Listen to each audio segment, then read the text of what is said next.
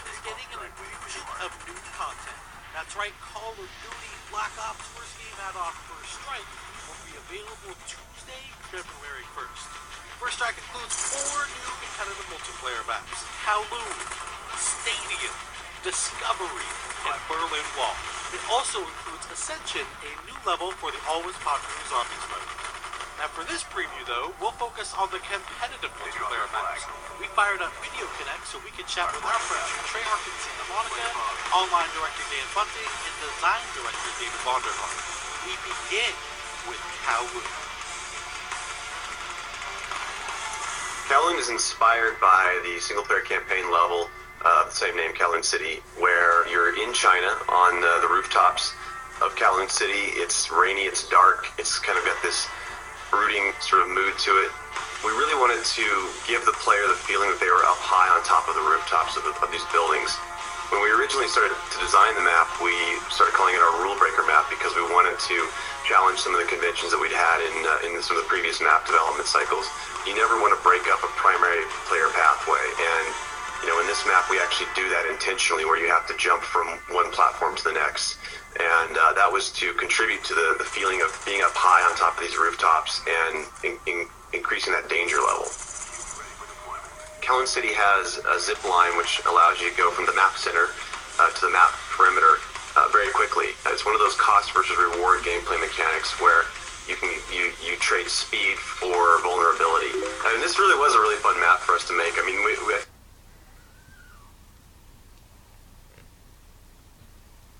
I think from the beginning everybody was super excited about it, and we wanted to do it a long time ago, but we had all the other maps in development, so we had to delay it for DLC. But the idea has been around for a long time. A lot of people have been very excited about it.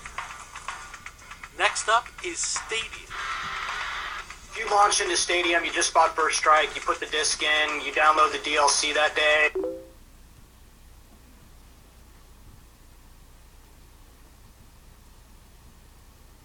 And you launch into Stadium, you're going to be greeted with this very real atmosphere. Here is a sports complex that's taking place in the northeastern part of the United States.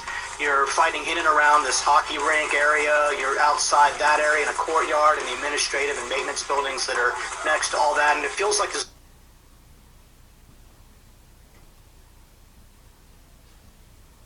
very real place that you can participate in a really good battle. For me in particular, Stadium is kill death ratio be damned. This is a map with really high action, lots of really significant kill zones, map flanking paths that are very close to each other.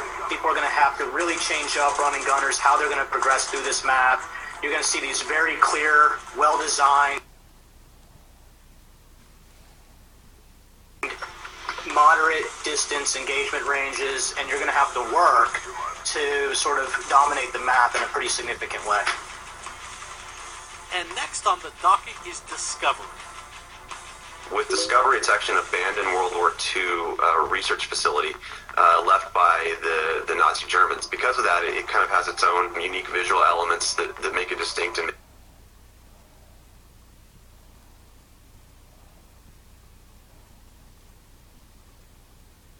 make it feel a little different. The very unique green color that the auroras give helps players to know one side of the map from the other. That's something that we try to do on every map, provide some very obvious visual indicators that help player orientation, so as soon as they spawn in, they know, okay, I'm on this side of the map or I'm on that side of the map. The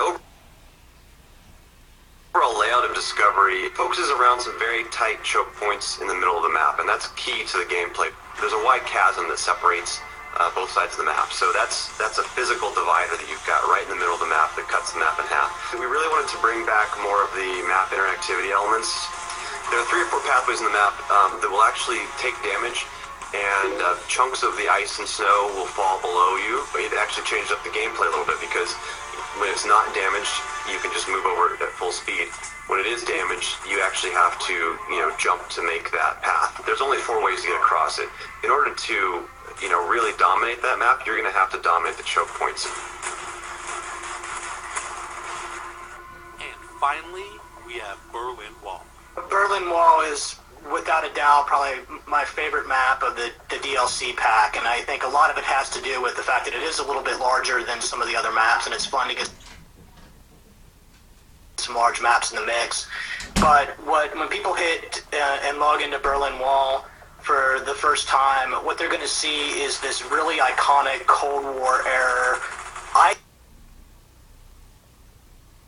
icon, and they're going to get to go inside and play in that space, and that's really an important part and fun to do. You know, I think we've wanted to make this map forever, and we had to wait for DLC to make sure that we could do justice to the art and the environment the way that we wanted to. So when you hit this map, you're going to see the Checkpoint Charlie and the influence that that has. You're going to clearly see the distinction between East Berlin and West Berlin. West Berlin being commercial and having shops and stores, and East Berlin being industrial, somewhat run down, a pub. And just that contrast in the map is really fun.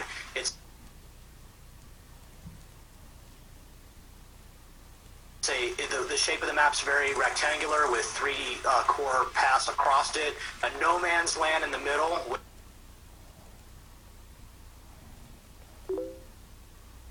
which is guarded. You'll have to experience for yourself what that means to try to cross into no man's land. It's got both outside and inside interior sort of spaces to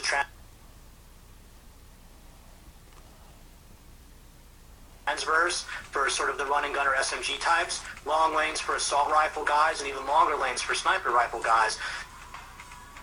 So for us in Berlin Wall, you have this really nice dynamic that's big enough to cater to multiple play styles all at once, and I think it'll be a fan favorite. And there, my friends, is just a taste of things to come. The First Strike game add-on for Call of Duty Black Ops. We hope you enjoyed our preview, and thanks everyone for watching Inside Xbox.